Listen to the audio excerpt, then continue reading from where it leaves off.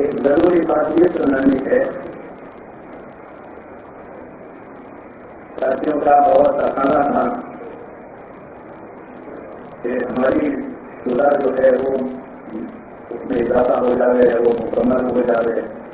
بار بار اس کا ذکر دیا گیا۔ آخر میں سب نے مل کر کے مصطفی کے طور پر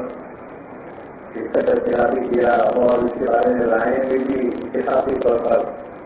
کہ انہیں ساتھیوں کا اگر اضافہ ہو جاتا ہے نا تو پھر ہمارا کام چلتا رہے گا۔ اس لیے اپنی مسئلہ سوچ کر کے الحمدللہ ساتھیوں نے جیسے آپ اللہ کی رائے ہوئی تھی اس کے مطابق یہ فیصلہ ہو گیا ہے کہ ہمارے کام کرنے والوں نے اور ہمارے بٹواروں نے جن ساتھیوں کا کاموں کا اضافہ کرنا تھا وہ اپنے ہو گیا ہے، وہ میں آپ کو بتا دیتا ہوں کہ نظر کر کام کی دوران اضافہ کیا گیا ہے۔ مولانا اسماعیل صاحب گودرا، بھائی فاروق صاحب بنگلور،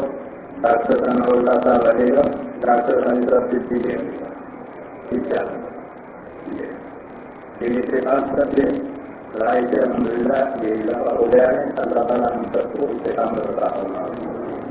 مشورہ جو ہے وہ اللہ کی امانت ہے، یہ عہدہ نہیں ہمارا ہمارے نام کا فرماتے تھے کہ مشورے کو کوئی عہدہ نہیں سمجھے، جسے اس کی حالت میں کوئی نہ رہے،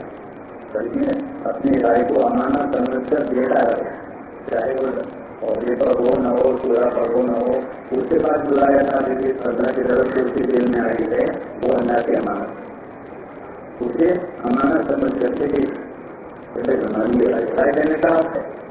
مگر اپنی رائے پر اقرار کرنے کا حق نہیں ہے۔ کسی کو کوئی اپنی رائے پر اقرار نہ کرے، بلکہ جو کا حق ہے اسے قبول کرے۔ نوح علیہ السلام اپنی قوم سے پریشان ہو گئے، اس کی دو وجہ بتائی۔ نوح علیہ السلام نے جو اللہ سے ہدایت کی، دعا کی اور یہ شکایت کہ میری قوم ہے، ان میں دو خطرت ہیں، ایک تو ان میں استقبال ہے، یعنی یہ اپنے آپ کو بڑا سمجھتے ہیں،